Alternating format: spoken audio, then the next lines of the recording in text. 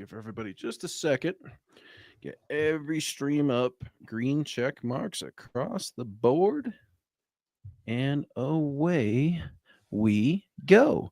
Broncos country, what is up? It's Wednesday night, which means it's another edition of MHI. Join with me as always is Thomas Hall, Scott Kennedy, yours truly, Luke Patterson.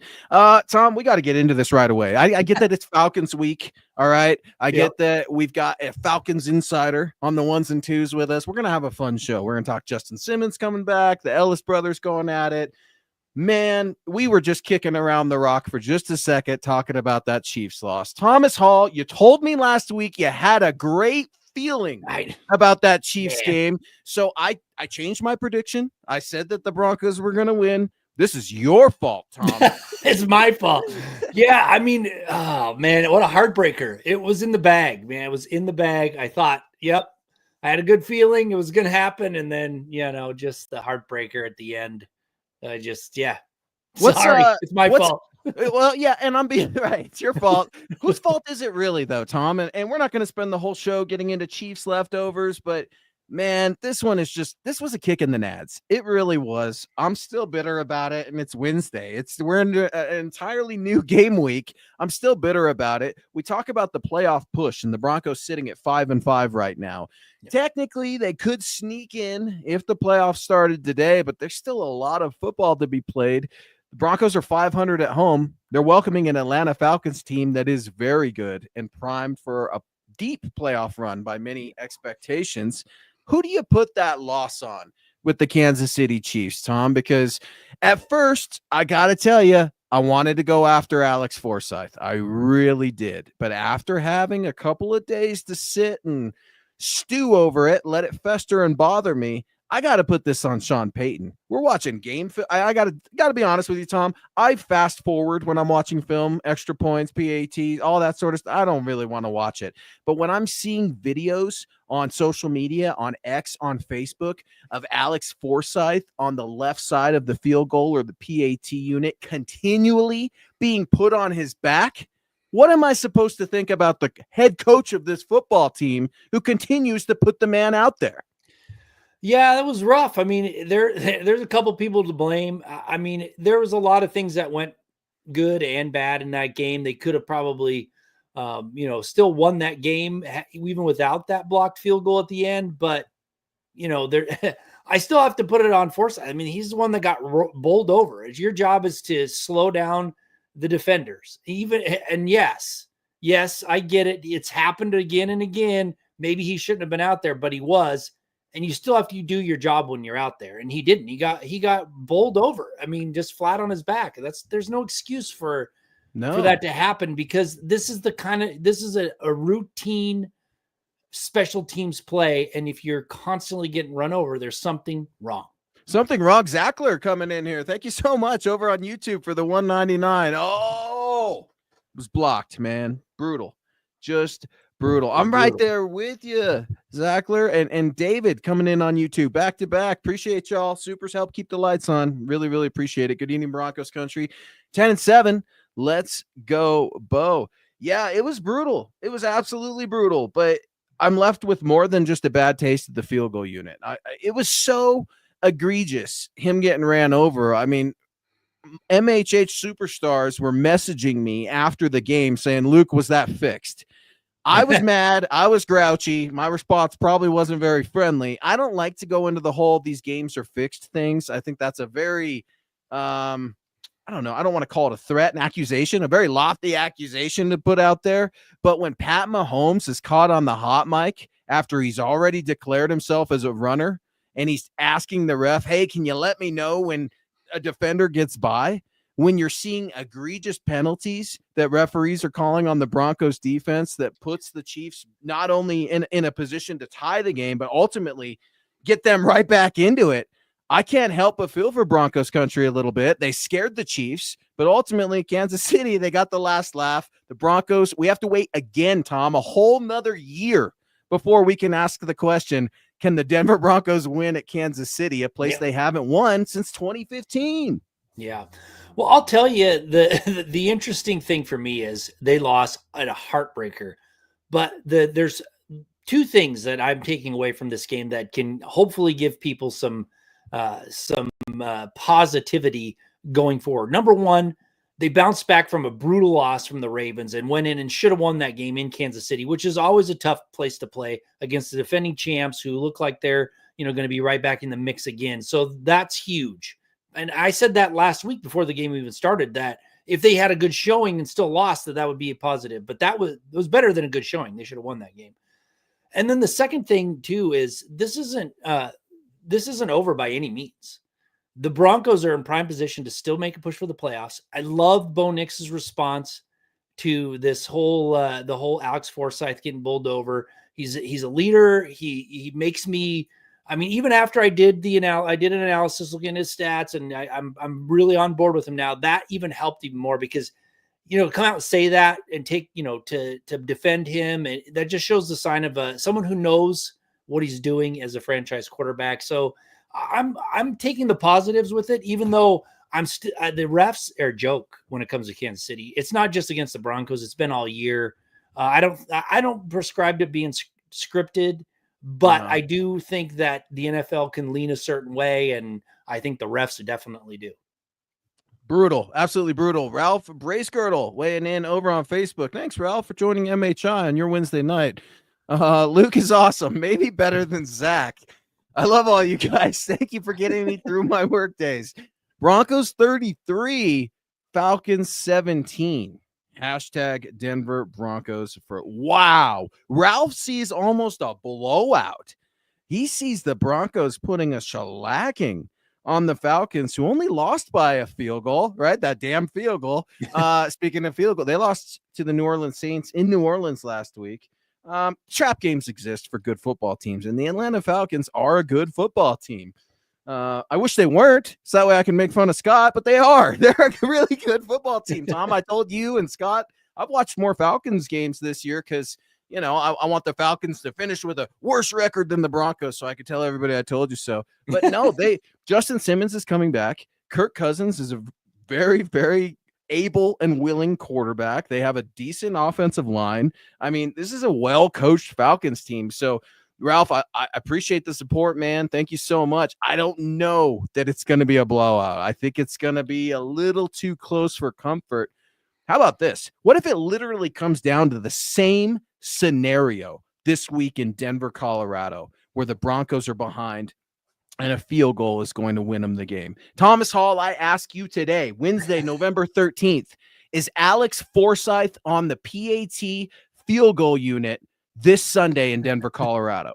Yes, he'll be back out there. They're going to they obviously haven't learned their lesson. They keep rolling him out there. So I'm assuming they're going to keep rolling him out there again. What? No, no, you can't. But here's the thing. I think you're onto something. I hope you're wrong, Tom. And I hope you think you're wrong too. But Sean is a stubborn SOB, isn't he? Yep. And Sean just loves to prove everybody wrong, even when he can't. Again, I'm a Sean Payton guy, but he's driving me crazy right now. Yesterday, we learned that Mike Westhoff, Broncos assistant head coach, had some health issues, and he's leaving the team, parting ways mutually, to take some time for his health in Florida with his family. And I hope that coach feels better.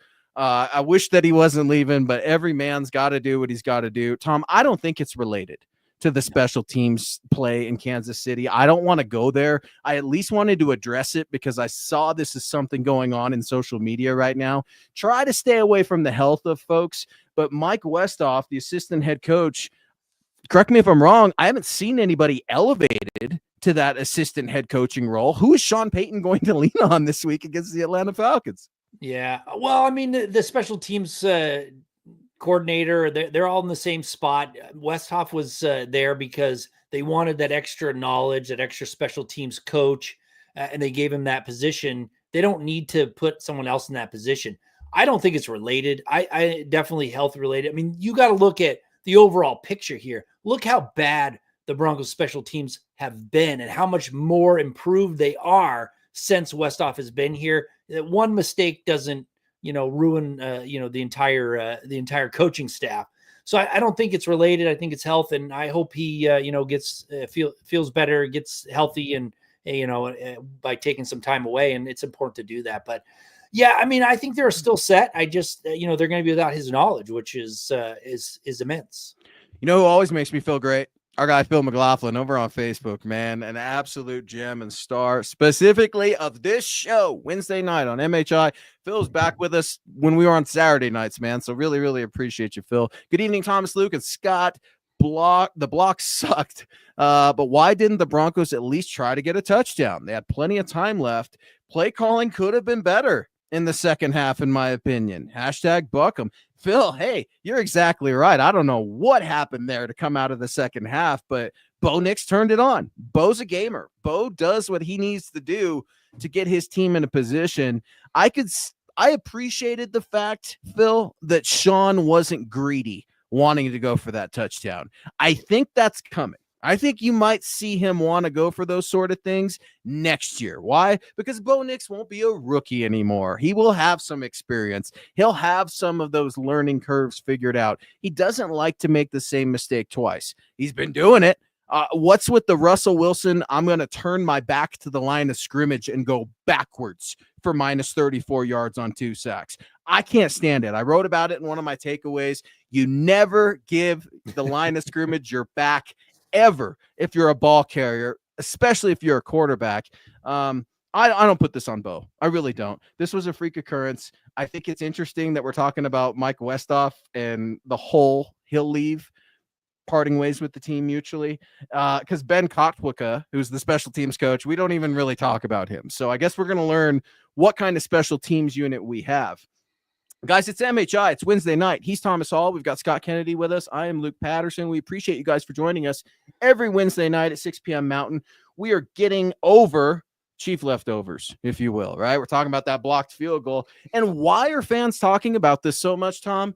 Because they're worried it could be a problem against the Atlanta Falcons. I hear it all over Denver radio when I'm driving around town. I see it in all other publications that I'm reading. You could read about our analysis over at milehighhuddle.com today. But it's absolutely brutal. And Ralph is bringing up another good point. And I did think about this as well. Shout out to Ralph over on Facebook. Yes, the Broncos just don't line up on the right hash and expect things are going to go well. Right. If you know Alex Forsyth was getting bowled over, why in the blue hell would you want to line up on the right hash? I see where Ralph's going with this. So either you're coaching it or you're allowing to happen. What's the deal, Tom? Yeah, I mean, it's a mistake. I think they did the right thing. I mean, they had a chip shot field goal that was going for the touchdown. There's too many things that could occur that they don't want to have happen. So I thought it was fine not going for the touchdown. But yeah, they made some mistakes. I mean, you got to line it up where is optimal for you. If you know that's happening, try and get it on the other hash. I mean, there was some mistakes that were made, and that's, hopefully it's a learning experience and that doesn't happen again. It's just too bad that it was such a heartbreaker of a mistake, right? This loss right here, the game that they could have won would have put them in prime position for the playoffs, maybe more. And they, this one mistake really cost them. And I hope that they learn from it, but who knows? Who knows if they will? Well, listen, the Broncos are in third place in the AFC West right now. All right. That's the fact. And you would have dethroned the only unbeaten team. You would have finally got the road game monkey off your back, if you will, right? And being able to win in Kansas City. But ultimately, it was pretty cool to see Pat Mahomes. I think Bo Nix earned Mahomes' respect. And we've got an article up at milehighhuddle.com right now. You can read about that as well. But I digress. It's Falcons week. But, and I'm excited that it's Falcons week. Justin Simmons is coming home. You've got some brotherly love and Jonah Ellis squaring off against his brother Caden Ellis, who leads the Falcons as the starting linebacker. That's kind of cool. Obviously, Luther and his wife will probably be in the house. Very, very proud of their 2 sons. But yeah, this is a playoff game. This is a must-win game for the Denver Broncos. To tie a big red bow on what happened in Kansas City, I'm worried about what's going to happen with the Atlanta Falcons. And what I mean by that, when are the Denver Broncos going to prioritize the center position, Tom? Because Alex Forsyth wasn't the only Broncos center who helped cost them the game in Kansas City. You and I had this conversation last week. I asked you, if you're Sean Payton, if you're Bo Nix, what do you do? Luke Wattenberg just came off of IR a week ago today. Do you put the old starter back in? Do you keep the guy, Alex Forsyth, in that you've been winning some games with? What do you do? I remember telling you, I would ask Bo, what do you like? What feels right to you? Now, he's a rookie. Doesn't mean you're always going to go with the rookie's advice, but sometimes, Tom, you ask those who you trust their opinion. I don't know about you. I rarely go with their opinion, and I'm usually wrong when I ask my family and friends, right? So we got to eat some crow and be humble. But for crying out loud, Luke Wattenberg, Alex Forsythe, call me crazy for missing Lloyd Cushenberry, Tom, because Luke Wattenberg's out there. Luke Wattenberg's out there. Very first game back, muffed snap with Bo Nix. The next play, illegal man downfield. Are you kidding me? When are the Broncos going to just scrap he's good enough to get by from the center position? The last Broncos center that I can remember that was worth his salt, Tom Nalen, 2008.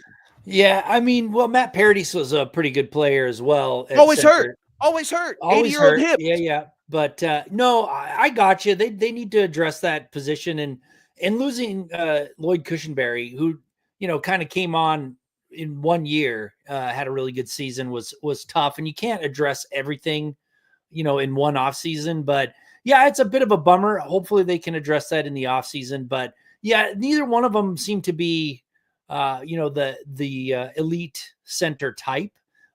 Forsythe might grow into that. I don't know. I mean, he's still pretty young, and I think we know what we have in Wattenberg when we're watching him. He's been around long enough. So I'd like to see them address it, but you're not going to address it with a first, second, or maybe a third rounder. So you're going to have growing pains with the development prospect, most likely.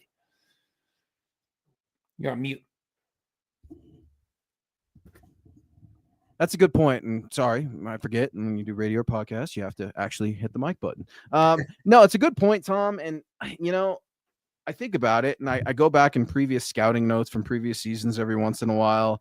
I never find a ton of centers. Scott, how about you? You see a lot of centers out there that are worth drafting every year. You're like, damn, that's a hot commodity center. We could take him in the third round and feel pretty good about it. No, they're mostly 6th, 7th undrafted guys that I'm looking at. Why? Because it's such a gamble and it's such a hard position. I think interior offensive line, it's harder to find, at least for me, the past few seasons when I'm out hitting some of the games, the bowl games. But I don't know, man. I would like to see this Broncos offensive line do well because some of them are dominating. And I'm talking about Quinn Minor specifically. Ben Powers is doing very well.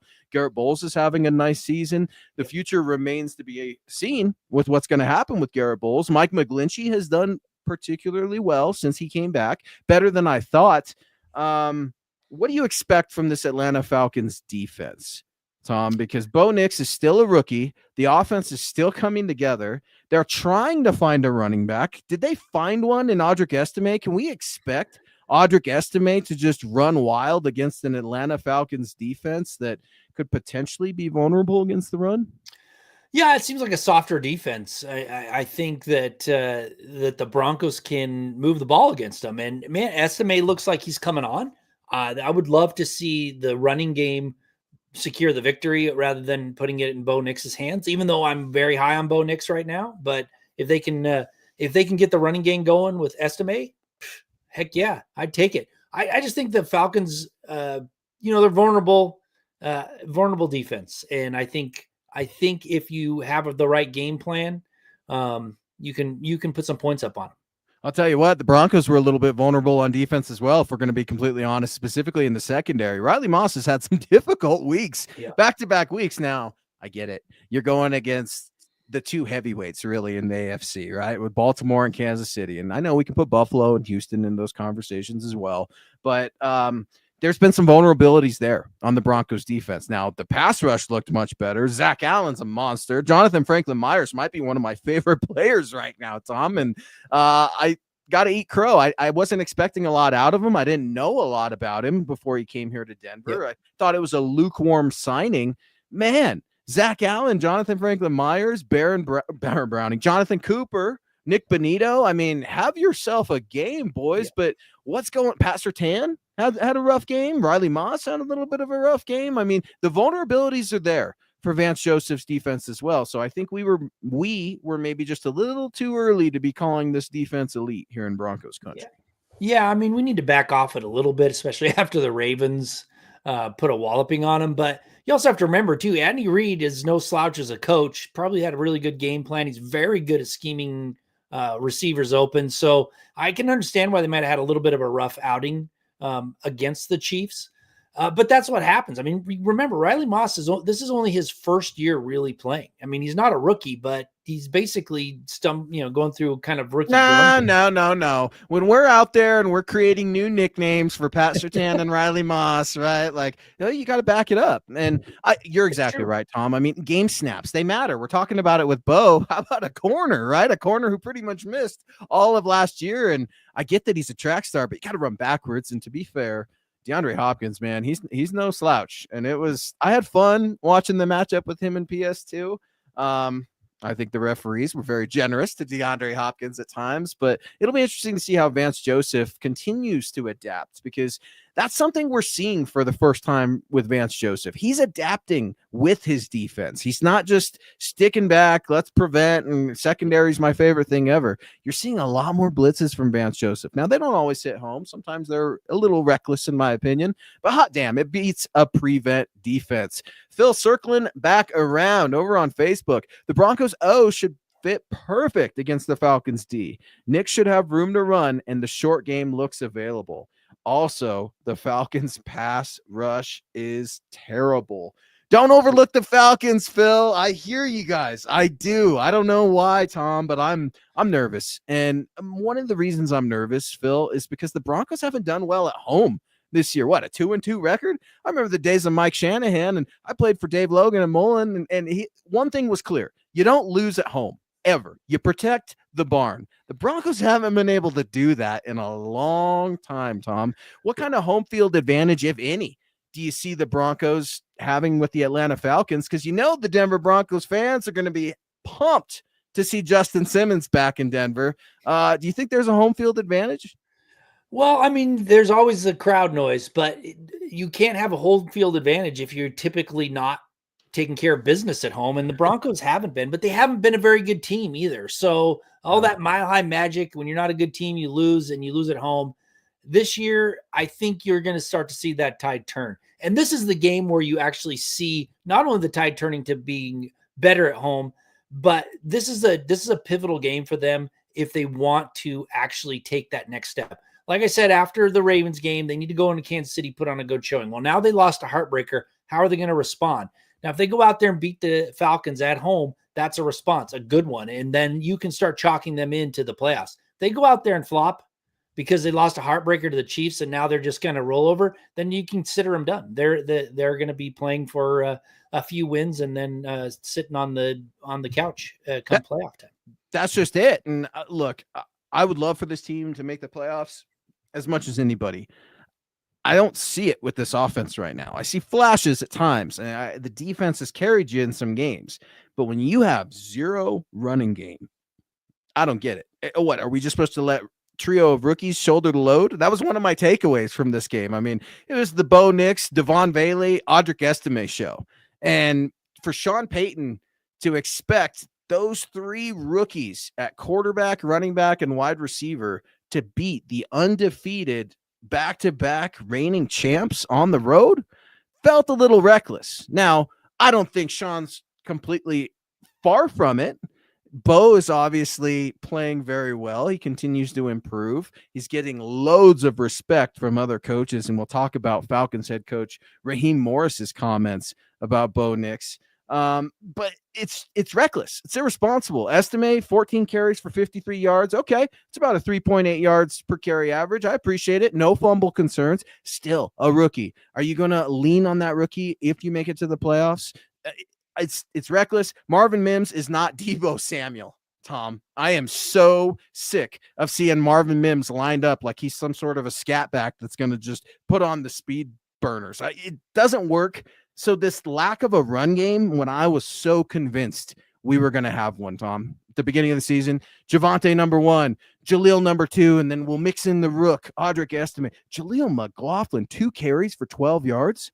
What did Javonte Williams do to get in Peyton's doghouse? 1 carry for 1 yard? Talk to me, Tom. Well, let's think about it. I mean, we've all sat here for weeks and complained that the Broncos skill positions are not coming through on a regular basis. Javonte Williams being one of them, had one good game, but otherwise not.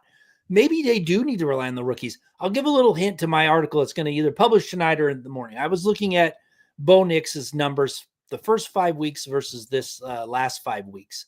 The one thing that strikes me, he's improved in every metric. The yards after catch on his deep passes are pathetic. They were pathetic in the first 5 weeks. They improved slightly, but they're still pretty pathetic. These receivers are not helping him. So well, maybe it's time to go to the rookies and say, hey, the veterans aren't doing anything. Let's get the rookies in there and see if they can create a spark. Maybe. Well, and to be fair, Bo Nix needs to start hitting some of those deep throws. I am so tired of the over. Now, I would rather see an overthrow than an underthrow. We saw plenty of those last 2 years. But you're exactly right. I mean, a youth movement, okay, I could get behind that. But a youth movement that's going to carry you into the playoffs? I don't know. Valuable experience, a winning season, those things matter, and they haven't happened around here since, I don't know how long. But I digress. Cody Dubs being patient over on YouTube, a $5 super. What's up, Cody? Hopefully you're doing well on your Wednesday night. Was it just me, or did PS2 look like he was talking smack to DeAndre Hopkins? I don't know what was said, but PS2 definitely looked pissed. Yeah, I think you saw a couple of guys out there competing, and DeAndre Hopkins and PS2, they faced each other when DeAndre was with the Cardinals last year, I believe. So they have a little bit of a history. There's a ton of respect there. You're not going to see these guys popping off on X or anything like that. But yeah, I think you saw two competitors that wanted to win.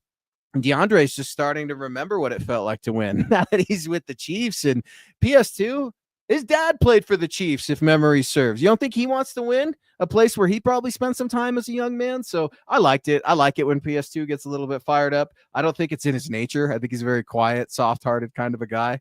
But when you see PS2 flapping his gums, you're exactly right, Cody. DeAndre said something to get at PS2. I have to believe that PS2 is probably more frustrated with the referees, especially looking at his ex post after the game. Yeah, and it is beginning to be shameful, really, the referees and the Chiefs. I mean, I know that the Chiefs fans are going to be like, well, wait a minute, this isn't the Chiefs have been benefited by the referees more than any other team that I've ever seen. I mean, even going back to the days when the Broncos were good, they got the calls, but not to this egregious amount, it seems. And then I actually saw a stat that I can't even remember the number, but it was like a staggering amount of interceptions that Pat Mahomes has thrown has been overturned by a penalty, like twice as many as the next closest quarterback. So I'm getting a little frustrated with the refs. I can see why Pat Surtain's getting frustrated with the refs when it comes to playing against Kansas City. It is actually getting to be embarrassing, really, for the NFL in my mind. Yeah, it's a bad product. And, the whole perfect season thing, I don't really care. I don't really buy into it. And I guess that's what happens when you have an embarrassment of riches, right? Chiefs Kingdom, right? Like when you can just put up Super Bowls and have the best quarterback of all time. And, just one, like you said, Tom, Andy Reid, man. I can remember growing up watching football when Andy Reid was the head coach of the Philadelphia Eagles, and everybody said, he'll never win the big one. He'll never win the big one. And then when he came to Kansas City, I kind of still was with that, right? And then all of a sudden, this quarterback from Texas Tech completely changed the NFL and life as we know it. Let's get into today. Let's get into the Broncos. Let's get into the Falcons. Let's talk about the practice report. So guys that practiced in full today, safety PJ Locke, welcome back. I didn't realize how much I missed PJ Locke until you see Devon Key in the game. Drew Sanders with Achilles, he practiced in full. Delarian Turner-Yell, safety with the knee, full. Zach Allen, he has an elbow and a non-injury related illness sort of thing. He's a rest day. Brandon Jones, talented safety who had himself a hell of a game, leading tackler, if I'm not mistaken, with an abdomen. He was limited today. And PJ Locke, man, PJ Locke, I missed the guy so damn much. I was happy to see PJ Locke back. But Tom, what do you make of Josh Reynolds? Josh Reynolds, wide receiver, is officially designated to come back from injury. It was a very odd injury, if you will. The man was shot outside of a club a couple of weeks ago. Very quiet. You're not hearing a ton of things about it, but can Josh Reynolds be that guy to help all these rookies, Tom, at least this week against the Falcons? He's got 1 touchdown this year. Not too many receivers do for the Denver Broncos. Do you expect Josh to play? I hope so. He's a full participant on Wednesday. He should be playing, right? That's my thoughts. Unless there's some reason to hold him out, if he's practicing in full, I expect him to play. I'm going to just say this again. I am just amazed with the injury report the Broncos have in week 10 of this season. There's only 3 people on IR that won't come back. Everybody else is either back or coming back. And their injury report is nice. And that's the great equalizer in the NFL. When you're coming down the stretch, you got a team that's battered and bruised and beat up, and you got a healthy team. The healthy team has the advantage almost every time, even with a lower end roster compared to the team they're playing. So I think that's going to be a big factor if they can stay healthy on these this last stretch run. But yeah, I mean, I expect Josh Reynolds to play. I expect everybody on that report really pretty much to be ready to go. That's what it looks like to me.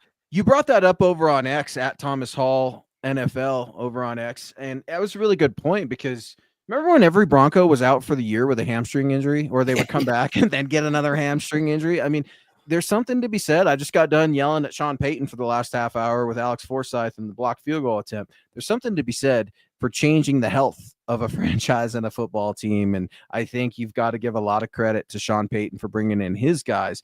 Even more credit to the Walton Penner ownership, who have spared zero expense. Tom, I don't know if you saw this. Adam Schefter put this out there today. For the 3rd consecutive year, the Denver Broncos have proactively installed a brand new field in season at Empower Field at Mile High to ensure player safety. This team has brought in 14 truckloads of Kentucky bluegrass from a turf farm in Platteville, Colorado. They completed the field replacement in just 36 hours ahead of Sunday's game against the Falcons. Tom, I've actually played football on that field. We were one of the first state championship teams to play a game there. And when we played, it was run down, it was beat up, it was in December, and it was cold. To see these owners continue to pump money into not only player safety, but the overall product, the stadium. Hot damn, it's time for the Broncos to win some football. Can we at least get a home winning record? You've got new grass on the field. You're going to let Kirk Cousins and Justin Simmons come in here and tear up your new grass? Well, you can't knock the ownership. They've been doing everything they can to win. They put money on at this, into this team. They went out and got a coach that had a Super Bowl winning resume.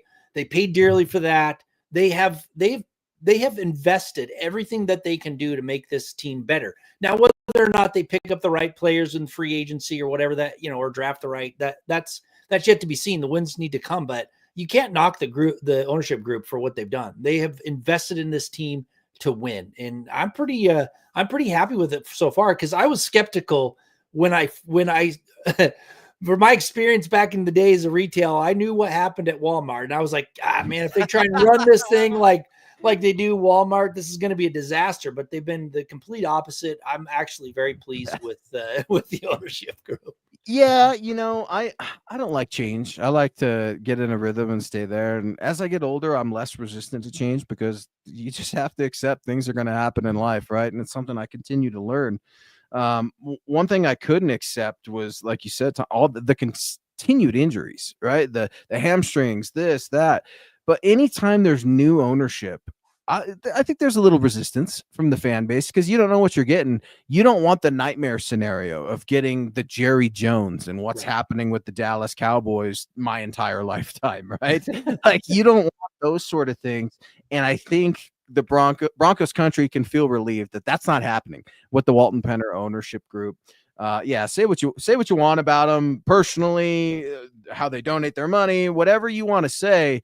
I don't really care. Are they putting money into the team? Are they putting money into the facilities? Are they making the fan base excited? Are they trying to generate something?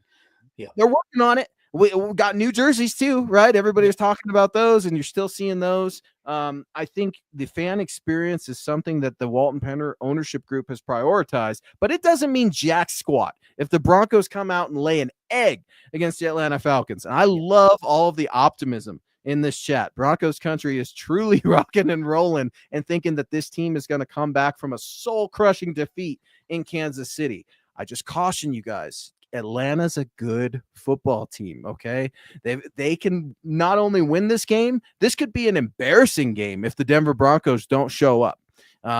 We're going to know really quick, I think, what type of game this is going to be. I think if Alex Forsythe and Sean Payton want to continue to do their thing and roll out there and get put on their back, that's when you lose the locker room. Absolutely. Yeah. And like I said earlier, this is the game where they can either make a statement, step up and fight their way for the rest of the season, get into the playoffs, or they can be sitting on the couch and kind of rolled over for the rest of the season. So you're absolutely right, Lou. This is going to be a statement game either way. So they really need to win it. They have to really kind of win it to keep pace. They can't afford 3 losses in a row, I don't think. Then that means they have to beat the Colts and they have to beat the Bengals, which is, it's tough to do to those 2 games. So yeah, I'm with you, man. I'm with you. And I'll also say one other thing. When it's not just that all they're doing for the field for players injury, but when they brought in the VP there, the health guy, when Sean Payton brought him, and I losing his name, I tweeted out, I was like, that might be one of the best additions they have made based on their past injury history. And so far it has proven. And now if they can continue to stay healthy, like I said, this may be that kind of factor that nobody really looks at that gets them over the hump, a healthy team going down the stretch. Phil, circling back around, guys, do you think Peyton will bring Dennis Allen in over from the New Orleans Saints? Also, can you please grade the defense, offense, and quarterback last week? Phil, I noticed you don't want me to grade the special teams unit. I can't imagine why. I think that grade probably speaks for itself. No, I saw some chatter about this, and I thought about it the second Dennis Allen was fired also. Yeah, Sean likes his guys. Does Vance Joseph want to immediately dip his toe back into the head coaching realm, or does he want to hang out for another year? All right, like that's kind of, I think, what we're going to wait to see how things go. It wouldn't shock me if Dennis Allen came back to Denver, by the way. He was already with the Broncos once. Give a grade for the defense. I thought the defense did pretty well against Pat Mahomes, all things considered. He's going to complete passes, so as much as I want to make fun of Riley Moss for not even that much and PS2, right? I mean, you're playing against the defending champs. I give the defense probably a B, especially on the road. That pass rush, the defensive line, to see Kansas City, their offensive line, get outmatched by the Broncos defensive line. I was so impressed by that, Tom. I really was. I think the Broncos O-line did okay at times, with the exception of Luke Wattenberg. I know you like the defense. What grade do you give the offense and the quarterback? Well, I'm going to give the offense and the quarterback did well. The whole team did well. And had they won that game, which they should have. Not the whole team, Tom. Not the whole team. Had they won the game that they should have, everybody would be like giving them A's across the board, because they went into Kansas City and beat a Kansas City team, defending 2-time champions, with a good offense. So, I mean, the offense played well. I'm going to give Bo Nix an A for that final drive. That was a great drive for a rookie. I was impressed. That's everything you can ask for. That is how you draw it up. You drive down the field. We watch the Chiefs do it all the time, come out with a sneak away with a victory all the time, doing the same exact thing. Bo Nix did it. And unfortunately, they had a snafu on special teams and it cost them the game. But I mean, I can't downgrade anybody for how they played. They held the Chiefs to 16 points in Kansas City. That's an admirable effort. Yeah, I think an A is okay for Bo Nix as well. When you lead a 13-play, 43-yard drive and take up every second of 5 minutes and 55 seconds, with the exception of the 2 seconds for the field goal attempt, that's what you do. It tells me that the Broncos have been watching Pat Mahomes. They've been watching the Chiefs for years, but specifically Bo Nix has been keeping an eye on those cats. We watched Baker Mayfield and the Tampa Bay Bucks the week before not even have the right to get on the field in overtime, right? When the Chiefs win the coin toss in overtime, everybody kind of rolls their eyes like, here we go again. Let's talk Falcons real quick. Kirk Cousins. That's a quarterback that we continue to talk about. I like to describe Kirk Cousins as a streaky quarterback. I think he can go on good streaks. I think he can go on bad streaks. How do you beat Kirk Cousins this Sunday in Denver? Well, like I always say, if you can get to the quarterback, you're going to beat any team. I don't care who it is. If you can put pressure on Kirk Cousins and you can sack him, they're going to come away with a win. And the Broncos can do it.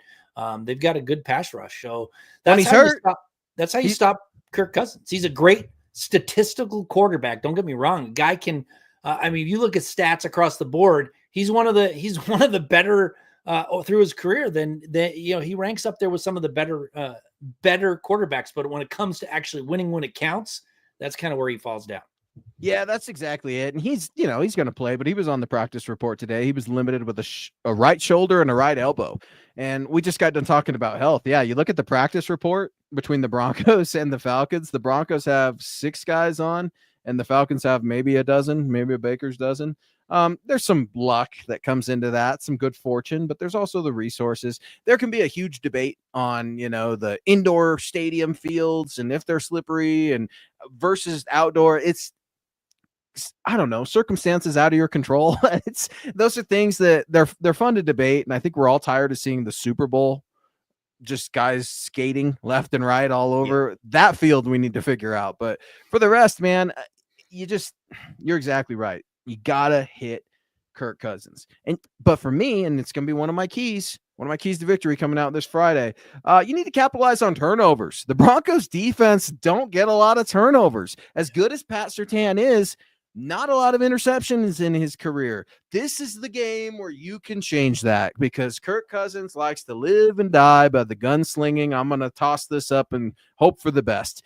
This is a game where you need to have that defense have a second signature win, a pick six, right? Like something. I don't know if we need to get the Orange Crush jerseys back out again or what, but for as good as this Broncos defense is, they're not totaling turnovers, and you need to win the turnover battle when you have a struggling offense and when you have a rookie quarterback. Again, the Broncos' best player on offense, Tom, is their rookie quarterback from Oregon. What does that say about the Broncos' offense 11 weeks into the season?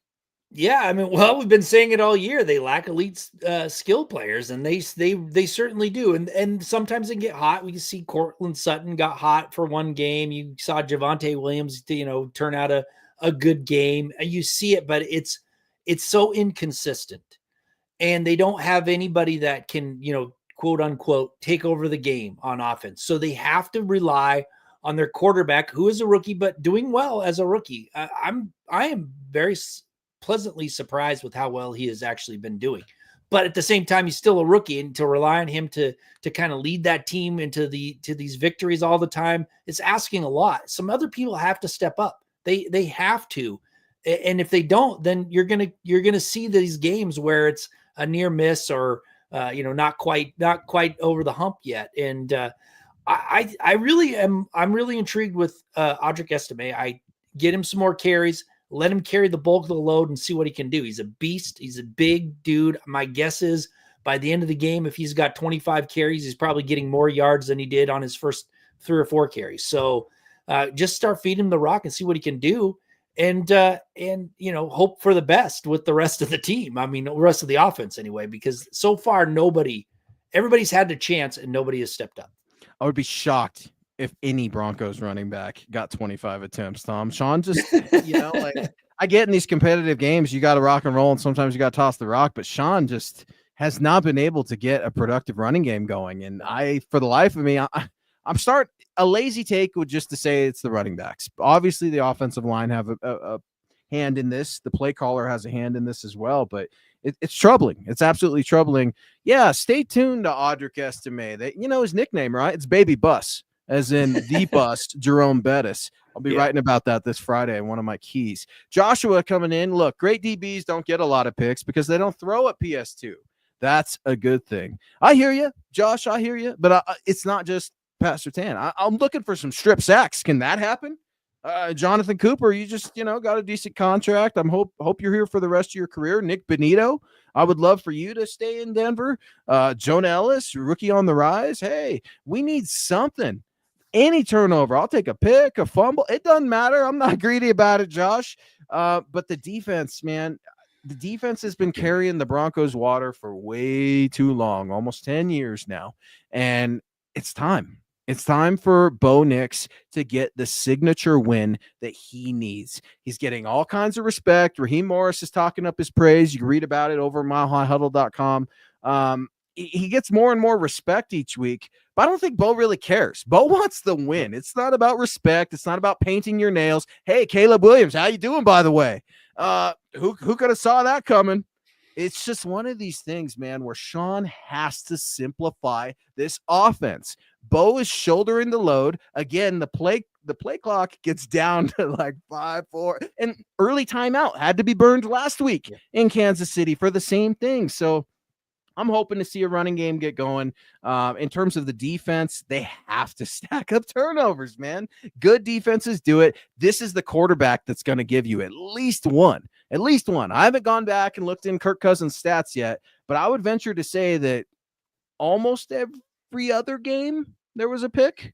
Maybe every other game. I mean, like, Kirk Cousins is very turnover prone. I don't think I'm telling any tales out of school here.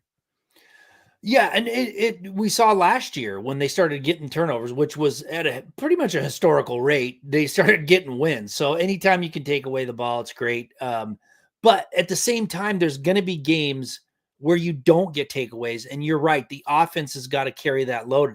And I'm telling you, Kansas City last Sunday, that was the signature win that slipped through their fingers that you're talking about for Bo Nix. He drove them down like a veteran quarterback, not a rookie, and got them in position to win. So that was their. So this is now. We're still looking. We still got to look for that, that signature win, and hopefully it's this week because they need it. But yeah, I mean, I expect the Broncos to start getting a few more takeaways here and there, but I don't expect it to come in big bunches like we saw last year. Vance Joseph defense, I've looked through it. Sometimes they can create turnovers, sometimes they can't. It's just one of those things where it's not a turnover machine. This defense that Vance Joseph has all the time. It's inconsistent. And traditionally, his defenses haven't been turnover machines to that point. You're exactly right. And that's always been kind of the knock. Like, well, when the pressure's on, can your defense perform? And I think he's starting to rewrite those things. Now it's going to take more than 10 games to get through that. But no, you pull up Kirk Cousins' stats as Scott's doing for me, 17 tutties to 8 picks this year in 10 games.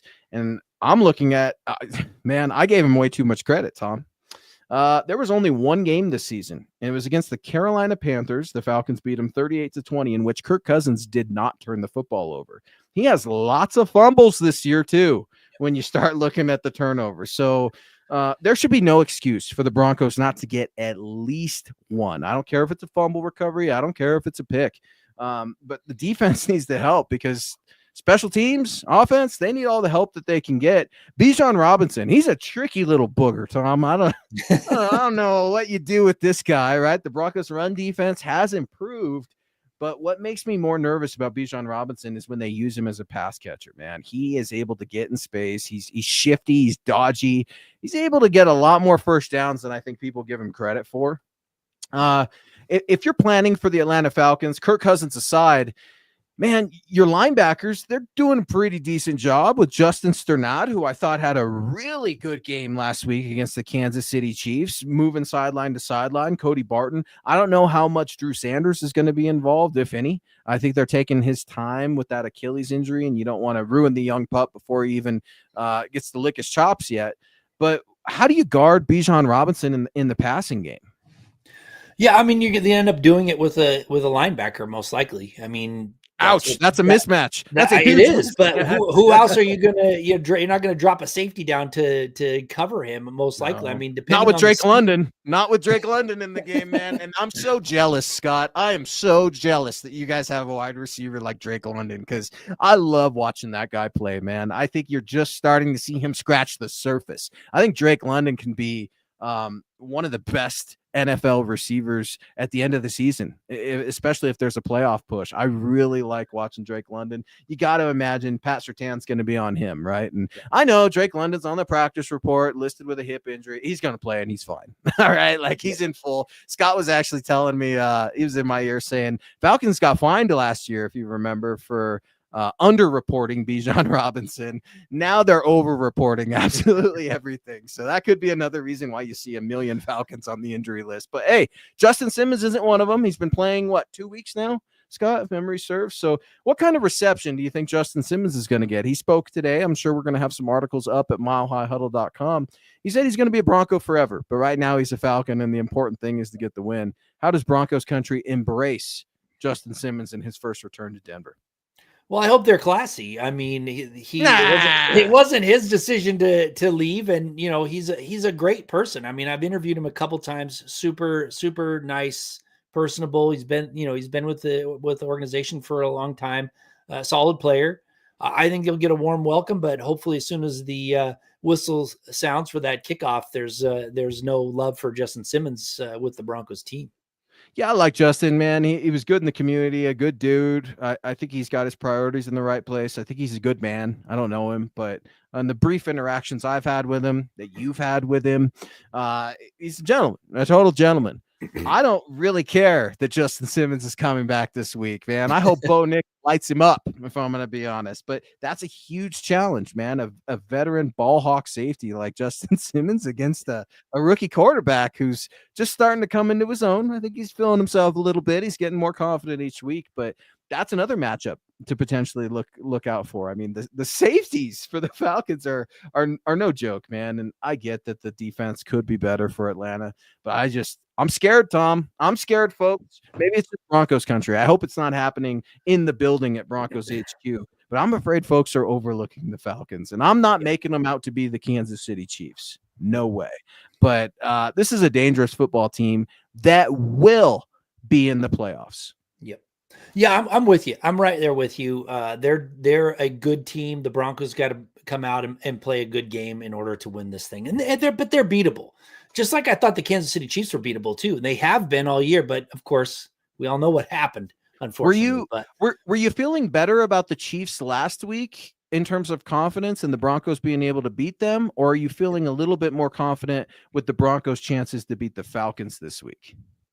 Oh, yeah, that's a good question. I don't have the good feeling. I don't either. I only had the good feeling 1 week. So, and that was against the Chiefs, and I was wrong. Well, that's how I pick games, Tom, is based off of your feelings. So you're going to have to text me tomorrow night and let me know how you're feeling, all right? Cody Dubs circling back in with a $2 super over on YouTube. Look, Kirk Cousins isn't mobile at all. I expect multiple sacks. Yeah, Cody, that's just it, man. And, this is something where your interior D-line can feast. I think people immediately think of Jonathan Cooper and Nick Bonito and Jonah Ellis in this scenario, but Kirk doesn't like to work out of the pocket very much. And when he does, it's slow going, like Cody said. So this is the scenario where if your pass rushers are screaming upfield and they start to pinch, which they should do with this specific quarterback, right? It's not Lamar, it's not Pat. You should be able to start pinching and closing those tackles. That's usually when you could get a sack or a strip sack with a big Zach Allen or Jonathan Franklin Myers that we were talking about earlier. So, Cody, I agree with you, man. The expectation for what? At least one turnover? And can we say 3.5 sacks at minimum is the floor for the Broncos defense? Yeah, I hope so. But I'll tell you this. I did an analytics study over a 10-year period in the NFL when it comes to sacks. Typically, it's around 30 to 35% of the time a drive scores points over that time period. You have one sack, at least one sack on that drive, it drops to single digits. So if they're able to get to Kirk Cousins and take him down, even if they don't get that turnover that you're looking for, if they can sack him often, they're going to start the drive, and that's the key. I mean, you don't let them get going, and they can win that just on having a good pass rush that actually gets the sacks. They can beat them even without the turnover. Speaking of good, I just loved his name here. Money Moore weighing in over on YouTube. The Falcons run game and pass defense could cause Denver some trouble. That's just it, man. And like Scott's in my ear, and I'm so glad he brought this up. Scott, I'm feeling good. Scott's feeling good. He's feeling good about this Broncos game. He's been pretty successful this year in picking Broncos games. So let's see. I'll get with Scott and Tom on Thursday night, and then you guys can get my roundtable prediction on Friday. No, man, it's truly the league of parity. And I don't know, Tom, like we've all done it. And I like keep my little sticky note with wins and losses that I have right here just to measure what I thought at the beginning of the season and what actually happens. I have yet to pick 100% games right in an NFL week ever in my life. I know that it happens every week and people get very lucky, and hell, people know a lot more than I do, but man, pick them. If you're just picking games, it's so hard to get 60%, 70%. So I get it. Teams get beat and anything can happen. Ask the Atlanta Falcons. You don't think they want some get back? You don't think they want to come back and everybody laughing at them for the Saints game and the trap game, if you will, in New Orleans? Man, they're pissed. They're ready to right some wrongs. And that's one of the biggest reasons why I don't think the Denver Broncos are ever in a position this season to overlook anyone. No, they better not be. I mean, that's just bad coaching for their part. I mean, if they were a 7-1 or, something like that, and they got some 0-8 team coming in, fine, but they're not. They're 500. They cannot afford to think they can beat anybody. They can, without going out there and putting in maximum effort, because they can't. They've got a thin line. I mean, like we've talked about, their roster is okay, not great, not a lot of elite skills players. So you're gonna need to play a good game against good opponents, and they can do it and they can win. I'm not saying that they're a terrible team, and they're surprised the heck out of me. But again, they're not like the Chiefs. To me, seem like they're just kind of sleepwalking through the season and still 8-0, or 9-0 or whatever they are. But the Broncos aren't that. They're not yet. Maybe next year, but not this year. Question coming in from String Guy. Luke, is Justin Simmons washed? I don't think so. I don't think he's washed. I don't think he's a bad player. I don't think he's what he once was, but which player is, right? I mean, and you have to consider this too. Justin's playing in a new city and a new team. There's a lot of new things. He hasn't had to deal with anything new except for head coaches at that revolving door here in Denver, right? But he's still getting used to some things. Now, Jesse Bates is a baller. We all know that. Don't overlook Justin Simmons in this game, man. The Broncos have gotten, I don't know. They've gotten got, like Marshawn Lynch likes to say, I know I'm going to get got, but I'm going to get mine before I do. The Broncos have gotten their number called in these revenge games, if you will. What do you think the odds are Justin Simmons gets a pick against Bo Nix? Well, it's actually, I mean, based on his past, it's pretty good. But based on what Bo Nix has done over the last 5 games, I would say it's going to be a rare occurrence where he throws an interception. Ooh, does Justin come down with it? Or Jesse, right? Or Jesse, or hard to say. So I'm not going to hold you to that. But Scott's reminding me there isn't a single player on the Falcons defense playing better this year than the previous season. So it is hard to get a true gauge over on Justin. Cody, sacked Mahomes 4 times. I'd say they get at least 4+ against Kirk Cousins. You get the 5 sacks on Kirk Cousins. Can I say that's a win? I think so. I mean, the offense is just terrible. If the offense just can't capitalize, then maybe not. But yeah, I mean, you get 5-6 sacks on Kirk Cousins, you better come away with a win. Oh, man, that would be absolutely beautiful. And here's the thing. I get that this is an NFC opponent, and I get that, Broncos country's talking about the Bengals game that's right around the corner. I totally get that. This game matters. I don't want anybody overlooking this game. I don't care if it's an NFC opponent. I don't care if the Broncos are technically the last seed if the playoffs started today. They don't start today. They don't. So we're just living in fantasy land. Playoffs don't start today. We have another half of the season. We're more than halfway through after this Sunday. I mean, that is insane to me as we sit here on Wednesday, November 13th. The trade deadline is come and gone. the Broncos have played half of their AFC West matchups. They've played every team so far with the Chargers, the Raiders, and the Chiefs. Only getting one win, going 1-2 in the division, right? I mean, can't have that.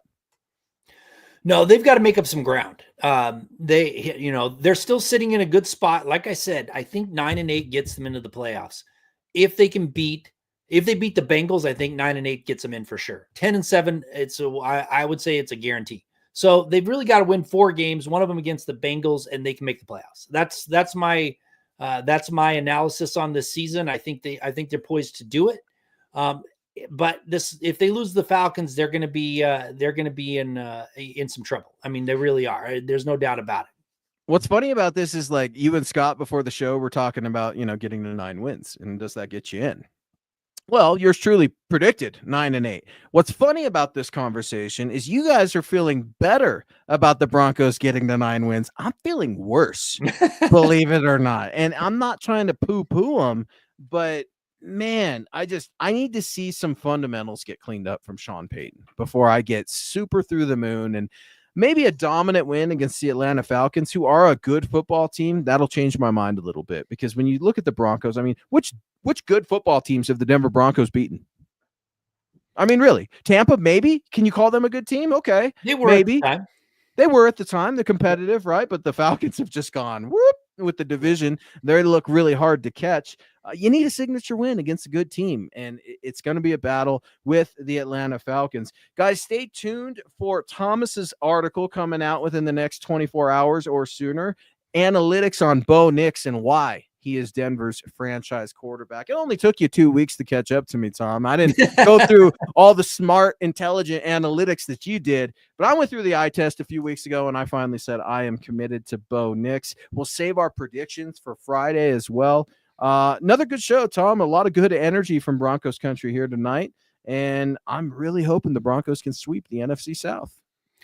Yeah, I do as well. I mean, if they're sitting at 6-5, if they can beat the Falcons, like I said, that's a statement coming back from this heartbreaker. And after being, 0-2 in the last 2 weeks, that's a statement. And I think they're making the playoffs. If they beat the Falcons, I think they're going to the playoffs. Yeah, playoffs. We're talking about playoffs in November with the Denver Broncos. Playoffs. Yeah, we're not. Well, and hey, let's get rid of this losing streak. This 2-game losing streak, it's got to go. You've got to figure out a way to win games at home and get fans excited. Look, money's tight. The holidays are coming up, and I know a lot of people, a lot of my friends and a lot of my family, they like to gift tickets. I think tickets are a really fun Christmas gift or a birthday gift or what have you, because it's an event, right? We all have things. We all have items. When you get to go experience things, I think that's cool. People are wondering, should I gift little Johnny, a pair of Broncos tickets in December? These type of conversations are happening. They're rolling out new grass at the stadium. I mean, like, no expense is too much for this ownership team right now. The Broncos need to prove it. Guys, if you like to follow Tom over on X, that's at Thomas Hall NFL. Yours truly at Luke Patterson LP. Reach out to Scott at Scout Kennedy as well. Head on over to the mothership, milehighhuddle.com. I've got an article up right now. Jonah Ellis, baby brother, is going to be facing big brother this week, right? Caden Ellis leading the Falcons in tackles, starting inside linebacker. A cool angle there. You can also read about Raheem Morris's comments about Bo Nix, the rest of the roster moves the Broncos made today. They pulled up Michael Burton. Shocker. Fullback. I'm sure he'll make the difference. Tom, another fun show, man. I needed this today. I appreciate Broncos country and MHH and MHI so damn much. Thank you. Yeah, me too. And I'm glad to see that there's a lot of people in the live stream checking it out, interacting with us. We really appreciate that. So yeah, keep it coming. I think towards the end of December, we're going to be sitting here with a lot more positive outlook than we were at the very start of the season. So keep an eye on the Broncos. Keep an eye on the Broncos, man. The bird is not the word this week, man. That's all I got. Broncos country. Let's beat the Falcons. This is the way. This is the way.